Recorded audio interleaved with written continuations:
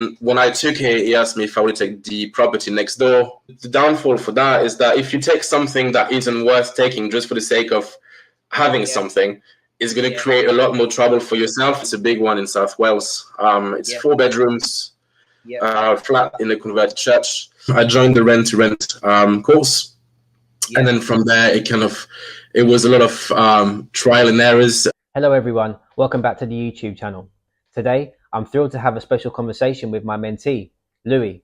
Louis joined our rent-to-rent course around a year ago, and after months of hard work and persistence, he secured his first rent-to-rent deal, with many more in the pipeline. He's built himself a stellar reputation in Newport, South Wales, where I also started my journey. Louis' story is a powerful reminder that perseverance always pays off. If you stick at something for long enough, you'll eventually succeed. I hope you enjoyed this episode. Don't forget to subscribe. Let's get into it. So where I like to start with my guests is, I guess, in the beginning, where it first started for you. And I guess that's the best place to go from there, really. All right. Well, it first started in 2022. I think that's when I joined your course, the rent-to-rent course. But prior to that, I've always been very interested in properties since I was a kid. I used to grab little free leaflets from outside the estate agencies and just go through the leaflets and look at properties that were for sale around, just for the fun of it. Some kids were going to the skate park. I was going through leaflets. And then 2022, I joined the rent-to-rent course, and then from there it was a lot of trial and errors and things that fell through, things that worked out. And slowly build a network, built a little portfolio, and then here we are. What was you doing prior to coming on the course? Was you working? Was you? Yeah, I'm still working. I still work part-time now, not full-time anymore. I work part-time in a casino. So it's a completely different industry, completely different business. I still do it. I still love it. Still enjoy it. So for me, it'll always be something that I want to do as well on the side. But so I was working in the casino, and then in 2021 until September last year, I had a car rental business as well. So I've been very, very busy. That's why I tried to have a plan. Started the rent-to-rent course to try and take over the car rental business, and then give up the car rental business and go into property full time, which is kind of where I'm at the moment. That's a pretty cool story. I mean, I didn't know you was transitioning from those businesses and those jobs as well. So I mean, you know what? I just had a car, and it was kind of pandemic lockdown, and so I started renting it out, and then demand was there, so I got another one. I had up to six cars, I think, at some point. But then property was always my goal and my target. So I again transitioned from cars to properties. No, it's interesting because it's similar. If you think about it, it's still arbitrage, isn't it? Yeah. You know, you're making something for one price, and you're renting it out for more. You've got your monthly. It's a bit like a rent-to-serviced car accommodation, if you will. It's the same thing. You have your monthly lease, and then you just kind of leverage that car to make more money through short-term rentals. It's very intelligent. A lot of people don't think like that. So it's interesting that you took that route, and I guess you already had transferable skills that you could take from that business. I don't like to spend money on things that I can make money from, if that makes sense. So for me, if I see a liability, I try to turn it into something profitable. And we all know that cars are very depreciable assets. So if you've got one and you just spend the money and use it and don't make any money out of it, I see it as a bit of a loss. I don't like that. For sure, I completely agree with that. I think that's spot on. So many people have an emotional attachment to their vehicle, from what I can see, and they wouldn't dream of renting it out to anyone else, because they have this emotional attachment to it. But the fact that you're willing to do that to make some money is brilliant. I love that. Yeah, no, I mean, if I had an old classic, like an old MG or something, I wouldn't rent it out to anyone, But if we talk like a 5-year-old car, it's just definitely. You'd be surprised though, man. A lot of people get, like newish cars on finance and things like that, and it's their prized possession, and they're not realizing that it's actually taking money out of their pocket, Yeah, in more ways than one. more ways Yeah. than one. So So many ways to rent things out now, like on these different car websites like Drifter and different websites. yeah, you've got Turo, Hire Car, Get Around, loads of them coming on the market. But yeah, you can rent anything you want these days. Even dresses or outfits, costume. If you want to go out, you can rent houses, properties, cars. Yeah. You know, It's just boats. having the mindset to make something work for you, isn't it? Yeah, definitely. Rather than take from you. Definitely. So talk to me about your first deal then, and how that came about, and maybe lead us through it in some of the struggles that you've had, because I know I had many struggles in the beginning. Yeah. So it was definitely difficult the first deal to find it. I think you need to kind of get that confidence from the landlords or from just your network in general that you can actually achieve what you said you were going to achieve. But yeah, it was someone in my network. He's a big developer in South Wales, and he's got lots of properties. He just wants to kind of rent them out, company let. It's a lot easier for him. It's a lot safer, I think, as well from a landlord perspective, because you don't really have to deal with tenants. So company let, we're not as we don't have the same right as tenants. So if we don't pay, well, that's it, we are. So it was really keen on doing that, and he had the property. He said, "Do you want it?" And yeah, so I took it over. And then when I took it, he asked me if I would take the property next door, but that was a bit too much for me. So then he offered me another property. But for now, I just want to focus on that one. It's a big one in South Wales. It's 4 bedrooms, flat in a converted church, and it's old. It's very old, so lots of things to do in there. I was there yesterday actually because the electric is still on an old prepaid meter. Okay, yes, and being on those as well. Yeah, so making the commute from London to South Wales just to put 40 quid or 50 quid in is not really something that I enjoy doing. It's a nice day out, but it's not. I presume you'll be changing the meters over in the future? Yeah. So I've got a team the cleaning team that kind of look at the meter as well after every booking. And they just put the money back in when it's kind of getting low. But I actually went there yesterday with one of the National Grid engineer, because there is a mix-up. The meter is linked to another flat. Then my flat doesn't have an MPAN, which is like the kind of the relay from your property to National Grid. So it technically doesn't exist from a National Grid point of view.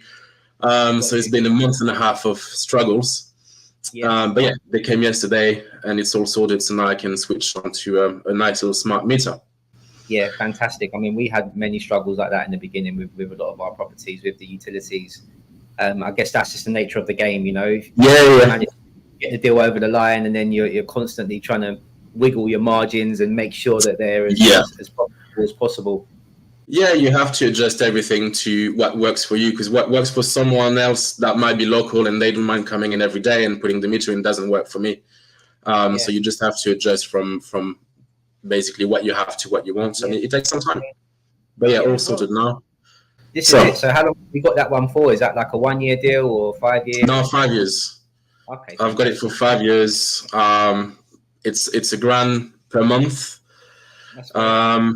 Yeah, and it's renting out for about 140, 150 a night. Lots of contractors in the area, lots of people coming hiking, cycling, holidays. Mm-hmm. So yeah, getting busy. Fantastic. Yeah, fantastic. Nice deal. Yeah, that's literally exactly what we try and teach. It's around that 130 to 150, around that price mark per night. So it sounds like you've gone down the serviced accommodation route as opposed to find a group. Yeah, just more money. That's the only way. And I mean, I said it in one of my videos. What I'm looking for as well is to be able to have something that makes me money that I can use as well. So what I used to do with the cars is like I used to rent them out, and then I used to enjoy the cars as well. I would drive them whenever I wanted. And it's the same with service accommodation. I enjoy the fact that I can make money as well from it, acquire a decent amount of money, and just use it whenever I need to. Yeah, it makes perfect sense. It's the best of both worlds, isn't it? Yeah. And if you rent out to an HMO, you still have tenants to deal with. You still have constant issues. That they obviously it's their home, so you have to make their home a nice place to live. Whereas I guess for guests, they just here for a good time, not a long time, and they just want to, kind of sleep, wake up, eat, and then do their things and whatnot. Exactly. No, I enjoy the service accommodation. Yeah, so I guess you could say it's more of like accommodation. You're doing more of like hospitality almost. Yeah. People are always nice to you. Like you get offered some perfume, some drinks. They're like, "Oh, are you going to meet us at the property? Thank you so much for having us." You never kind of have like that relationship between tenant and landlord that can be quite conflicting sometimes. For sure. I think with guests, it's just entertainment and hospitality. Yeah, definitely easier. I think people struggle with just the overall setup of it, and just obviously there's a few more moving parts like your cleaner or your housekeeper, refilling up the teas and coffees and little things like that. You wouldn't necessarily have to do that if you were doing an HMO, but like you say, it's a little bit more work, but a fair bit more money. So yeah, and I think once you have your team set up in one place, then it's very easy to kind of move that team to another place that's nearby. So then you can just build your portfolio almost around your team rather than around, I don't know, like profitability in place. Yeah, you just build it around your team, so it makes it a lot easier for the for the future property. Yeah, fantastic. I mean, it sounds like you found a very good landlord there, someone who actually has a portfolio rather than someone who maybe just one. Yeah, no, is very good, and he does developments, and he's got an estate agency as well. So there's lots of like parts they can kind of feed from as well, not just him himself, but also his other ventures and other businesses. Yeah, so there's a big difference between those landlords versus the ones who only have maybe one or two properties. That it's easier to negotiate with those guys, isn't it? Yeah, and I think they're more understanding as well of the industry that they're in. They're more understanding of the risks, but also the benefits of it. Whereas if you approach like a single landlord that has one property and that had that property for, let's say, 15 years and that rented out to a single tenant, they might have some reserve on kind of the legality of what you're doing and thinking, oh, well, I don't feel too confident about doing it. Yeah. Whereas if it's a landlord... Yeah, if it's a landlord that has lots of properties, they know they're part of it. They know it. They probably do it themselves. So yeah. And they're passive income, aren't they? They're probably where they're a little bit wealthier. They maybe own the property for 20, 30 years, and they're more happy to get all of their time back, or just have someone trustworthy managing it properly, rather than making every single penny out of it. Yeah, definitely. So, sorry. It's that abundant sort of mindset that they have rather than scarcity sort of mindset. Yeah. So moving on from that deal, then have you managed to get any more, or is it just that one that you're focusing on? I'm a bit like a snail, a slug. I like to take my time. I like to make sure that everything is the way it should be and everything is perfect.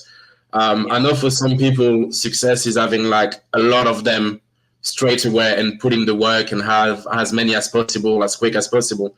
But for me, it's not. It's more of like taking things very, very slowly, making sure that the property is like making a decent amount of money without me being involved too much. And then once I have my occupancy to a level where I'm happy with, I move on to the second one. I've got already properties right, left, and center that are coming all the time to me, which I could take on. I just decide not to because I want to focus on that one. Make sure that I do things right, and then move on to the next.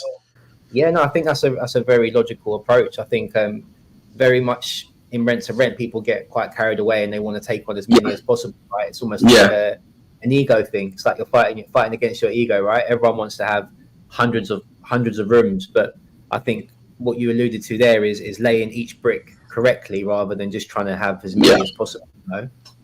Yeah, and I've seen how many issues I can have with one. I don't want to have the same amount of issues with like 25 properties to have to deal with, Yeah, like, that's yeah, for sure. That's a very interesting lesson to learn. I mean, we found that ourselves. We had quite a lot in the beginning, and we've actually sort of tapered that back slightly over the years, just to sort of cherry pick the best ones. Not just the ones that make the most money, but the ones that have the best landlords, the ones that are the most efficient. And like you say, the ones with the most or least problems, shall we say? Yeah. So no, in terms of future, I think in the next couple of months, this one is pretty much done and dusted now. It's all working out quite well. So I think in the next couple of months, I'll take another one, and then most likely by the end of the summer, I'll take another one, and then I'll get into buying my own properties as well throughout the end of the year. Is that the plan then? Yeah. I'm hoping by kind of October to get my first buy-to-let, and then it will be a service accommodation buy-to-let, depending on how. Yeah, of course, depending on how the market goes, depending on how legislation, regulations, and everything works out. But yeah, that's the plan. I mean, there's quite a lot of in the news recently, isn't there, about the legislations of service accommodation and things like that. But yeah, a lot of it is to scare people mainly, Yeah, I mean, there's always a lot of things that the government wants to do and then end up never doing. So I'm not too worried about it, but I'm also just kind of on the cautious side of things, Yeah, it's something to be aware of. But generally speaking, normally these types of things, it normally is going to be some sort of licensing that they'll bring in so that they can get. And it's never going to be a case of it not being allowed to happen simply because there's such a huge market for it, isn't there? It's too big of a business. Too big of a business, and I mean, the government itself needs it. When they have big projects, they employ contractors. These contractors need a place to stay, and usually they come to us. So they need us. Probably more people need them in some ways. Yeah, we need them, they need us, but there's a value share there, isn't there? Where definitely working people, they'd either be in a hotel paying a lot more, or their only other option is to go to an estate agent. And really and truly, from my experience, and I'm sure you know as well, estate agents aren't really open to that sort of agreement. They tend to want a 12-month sort of tenant in there, don't they? Really. Yeah, and I think agents, as long as it kind of goes out the regular tenancy, they kind of they're not sure what's going on, what in terms of legislation, regulation. I spoke to some agents about properties, and I was like, I'd love to get that property, put it as an HMO, whatever. It's got 4-bedroom, do an HMO in there. And they were like, you need a license for it. I was like, no, you need a license from 5-bedroom onwards. 4-bedroom doesn't fall into the HMO license, so you don't actually need all this. And they're like, okay, we didn't know that. I'm like, well, you should. Yeah, you should know it. Yeah. That's definitely something that I found as well. It's generally, I mean, not all of them. Some of them are better than others, but generally speaking, most estate agents, in my experience, they're more suited to long-term, single let properties. When you start talking about specialist properties like HMOs, I think that should definitely be managed by someone like yourself who's a bit more experienced in that field, and you spend a bit more time learning the rules and making sure you're working within the rules. And I think that allows you to offer a better service overall, really. Yeah, and that's what landlords like the one I'm working with. That's what they're looking for. Going forward, then, what advice would you give someone in terms of getting started? I mean, it sounds like you've used your existing network, people that you've known and relationships you've built over the years. So for someone just starting out, I mean, I get this question so much all the time. People tend to give up quite quickly. They might send a few emails out, or they might phone a few agents and they get told no. And then I'd say take your time. I think taking your time is the most important one. You see a lot on social media of guys that have years of experience that are just kind of taking over, rent to rent and taking over deals like right, left, and center. And you kind of almost want to be on that level too, a bit too quick. And you put too much expectation on yourself as well. And I think sometimes the slower the better. Just take your time, build a network with some other rent-to-rent people, with some landlords, with some agencies and whatnot. Get it nice and settled, get it nice and beautifully, staged. Get your guests in, get your reviews, and then move on to the second one when you're ready of, doing so. But don't rush. I think that's the biggest mistake. Again, social media is a great thing, but sometimes it kind of puts us in a situation where we feel like we're a bit worthless, or we can't do the things that we know we can, but other people are doing it better than we do. And, you know, you get frustrated, overwhelmed. Can't it? It can mess with your mind. Yeah, no, I agree with that completely, bro. I think it can definitely be, like you say, social media can be an amazing tool to use if used correctly. Yeah. But it also can create almost like a comparison scenario where you're comparing yourself to other people. And I think there's that famous quote that comparison's the thief of all joy. So yeah. I think what you're just do you. You just do you. Yeah. You just do you. We all have different strengths and skills and different mindset, and you can't just base your future path based on other people's paths. You just create your own, and you got your own pace. I mean, I definitely wasn't the fastest one, and that doesn't matter, does it, in but that's what fits for me. Yeah, no, that's what works for me. That might not work for other people, and I think there's that thing as well. The only way to fail is if you give up, and that's just the way it is. Even if you make just 1 phone call, 2 phone calls, 3 phone calls a day, as opposed to 50 phone calls like you should be doing, at least it's 1 step forwards, and 1 step towards your next deal. Yeah, no, that's fantastic. So take your time is my only advice. Yeah, no, that's fantastic advice, and I think you're definitely a testament. Sometimes I give good advice. Sometimes. Well, I mean, you're a testament to that, because if we think about you coming on the course in 2022, and then you messaged me sort of January times when you had your first deal, so it's pretty much nearly a year on to when you came on the course, right? Yeah. So I mean, you say some people rush. I mean, I've had a lot of cases with some mentees where they rushed into it and they may have got their first deal in the first 3 months or 6 months, but it hasn't turned out to be the perfect deal they really wanted over the long term because they rushed. They just wanted a deal. Yeah, they just wanted a deal under the belt, regardless of the situation. Yeah. And I remember feeling and like it's I think we'll want to prove ourselves and prove to others that we can do it. But I think the downfall for that is that if you take something that isn't worth taking just for the sake of having something, it's going to create a lot more trouble for yourself, and it's going to almost kind of put you like 3 steps back, just because now you have to work even harder to try and make that deal work. And you're not going to focus your time on other deals that you could have had because you've put all your resources in one that doesn't work, if that makes sense. Exactly. So yeah. It makes perfect sense. It's about being efficient, isn't it? And you shouldn't be rushing into things at all. As good as you want to be and as quick as you want to get things done, it definitely makes more sense to take your time, learn the craft, understand how to do your due diligence, do your research, do all the things that you should be doing, and just don't get too excited about deals that come your way, or landlord saying, "Oh, I've got this property for rent." Yeah, it's like, okay.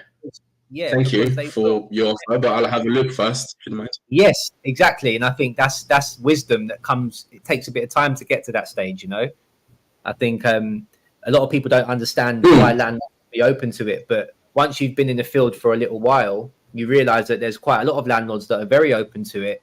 And there comes a sort of a point where you go from not being able to get any deals to almost having too many being given to you at the same time, almost, Yeah. It's like you build up the momentum. Like definitely. Marketing for months and months, and then you don't get much traction, and then all of a sudden, like buses, 2 or 3 or 4 deals come at the same time, and you need to be experienced enough and have developed your skills enough to be able to decipher between those which deals are the good ones and which ones are the bad ones, and that takes a bit of experience and a bit of practice, shall we say. Yeah, and I think what you say is right as well. Like, you might market and make phone calls, like 10, 15, 20 phone calls a day, send emails, go to property networking events, do anything you can to get a deal, and it doesn't come.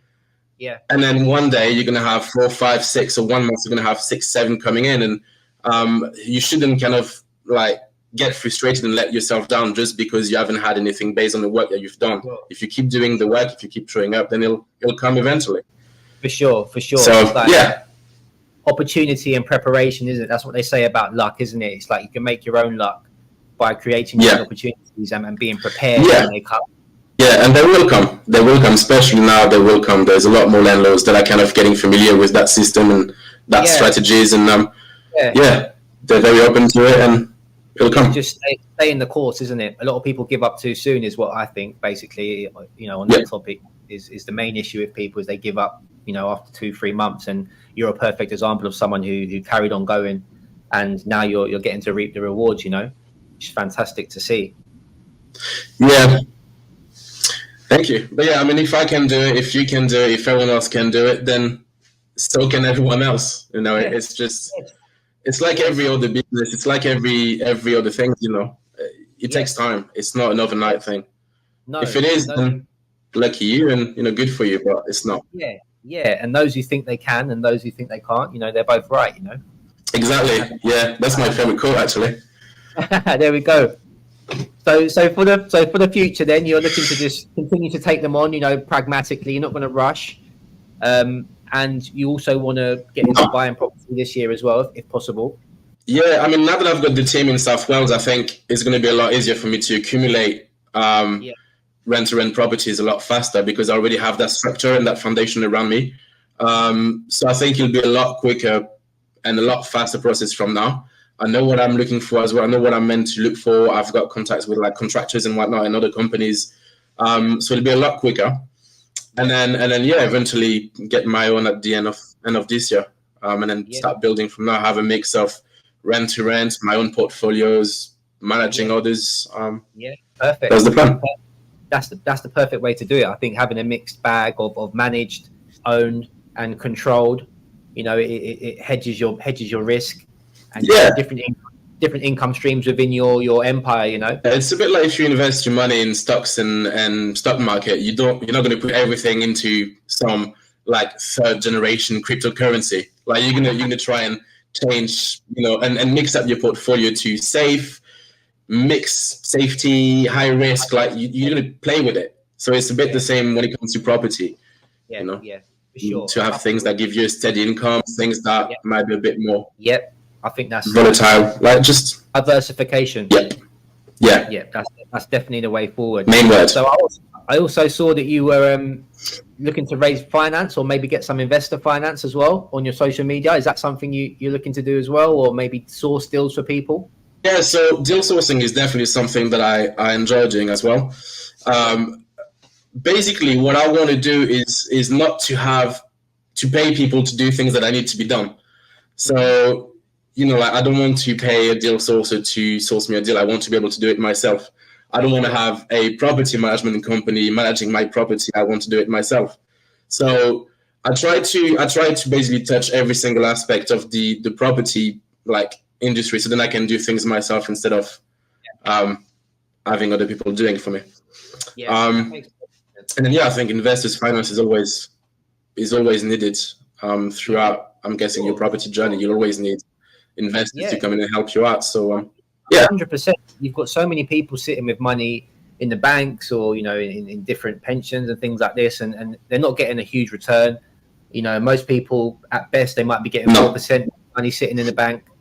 And if you were to raise finance from an angel investor, you could easily guarantee them a 7%, maybe even 8% return on their money annually. And that's far better than what they would be achieving if it was just sat in the bank at 4%, and even in a high interest account. Yeah, and then you've got obviously your properties, growing in value and appreciation and all that. So you make money that way as well. Yeah, of course. Definitely.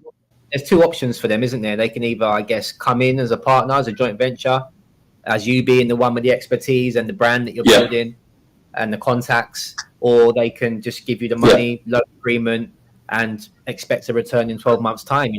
Both fantastic options to be able to offer someone. And I guess you've put yourself in that position. Yeah, so again, it's what works for them, what works for you. And no, brilliant. I love that, bro. That's so many options. Yeah. It's just what happens with property. Like you take the first step, open so many doors. That's why they always say your network is your net worth, and that's true. Yes. The bigger your network, the bigger your net worth is going to be at some point. So that's what you just have to work your network. That's what you have to do. Sure. And like all property investors, at some point, that we start to get more deals than the amount of necessarily money that we have spare to buy them all ourselves. So at some point, you're going to run out of money, even if you've got million pounds. So it only makes sense to have other sources of money, right? As money is just a tool to be used. It's just a resource. So, you know, you raise investor finance, you can get bridge finance. You know, there's many ways, but I think being able to offer someone a return is a fantastic. Yeah, you can package it as a deal and sell it as a deal. You've got so many options. Once you have the hardest thing is to get the deal. Once you have the deal, you can like move it in so many ways and forward it to so many other investors or options or whatever. It's just you just need to get that deal and then do whatever you want with it. Know what you're looking for. You need to have the expertise to find the deal. That's the hard part. Finding the investment isn't actually the hard part. It's actually finding the deal, isn't it? So would they be like buy, refurbish, refinance deal? Yeah. And I think that's what works best. If you have only a certain amount of money, a limited amount of money, or even if you have loads actually and you want to make it last even longer, I think that's the best way to do it. Yeah, for sure. And then you can service accommodation in there, and it's like hybrid becomes the perfect deal, doesn't it? Really? Hybrid. You get to recycle the same pot of money, buy multiple properties with the same pot of money, but then you also get the high yield from the rental income because you're renting it as an Airbnb or service accommodation. So that's definitely the hybrid for sure. You know, if you think about it, that's quite exciting. Yeah, almost turns me on a bit. Thinking of like free house and high yield and high yield, free house, and then holiday house for yourself as well. Yeah, it's all about creating those assets so you can have your time back, you know, and then do whatever you want to do with your time. That's the goal for us all, you know. And I think that's the most important thing as well. I see a lot of people, as I said earlier, like kind of rushing to get as many properties as they can, and then they have them, but they don't have their freedom anymore. They're working harder than they would on a regular 9 to 5, and they're struggling to make that income and that profit because they've got too much on their plate. So that's why I said, like, take your time, no rush, get one. You've got your freedom. You have to put a bit of work. Once you're ready, take a second and carry on. But freedom is always the key. Yeah, for sure. You're very savvy in that aspect. You know, that's spot on. Time is the currency rather than the money. You know, I think people get caught up with the ego, like I said earlier, and having as many as possible, and you know, having the headline figures. But you know, you want, like you say, one step at a time, and don't compromise your quality of life. You know, you want to, obviously in the beginning you have to grind hard and work hard, and you might have to work some extra hours, like driving to Wales at all sorts of times. But once you build then it becomes a business that pretty much takes care of itself, and that's the goal for us all, you know. Yeah, definitely. Well, I think I realized that even more since I have a kid.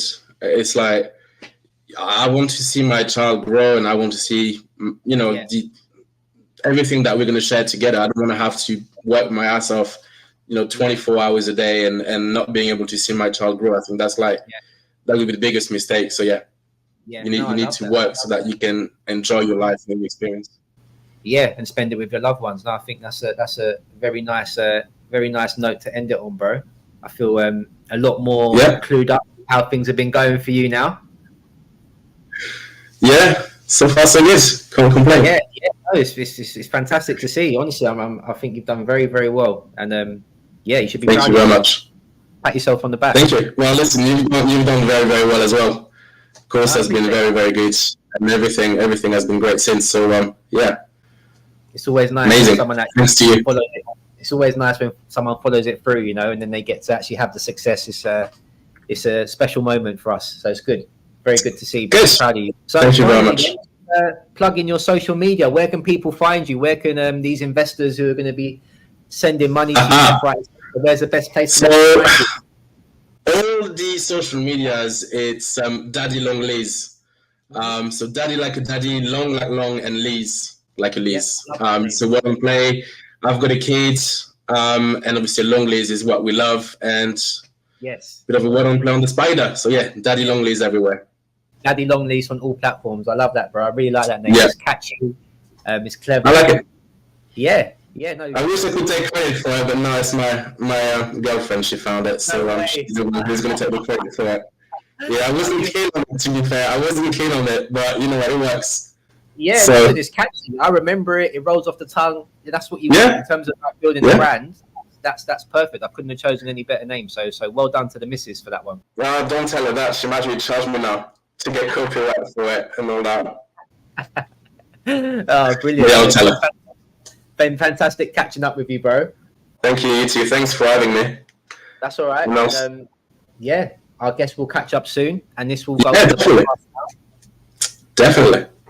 And All right. yeah, anyone who wants to keep up to date with Louis' story, just at Daddy Longlease on Instagram and all social media handles.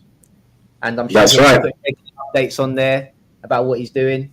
And if you want to get involved in doing business with him, then yeah, contact him on Instagram, I presume. Is the 100%. So if you need like advice or just a quick talk, I'm here to.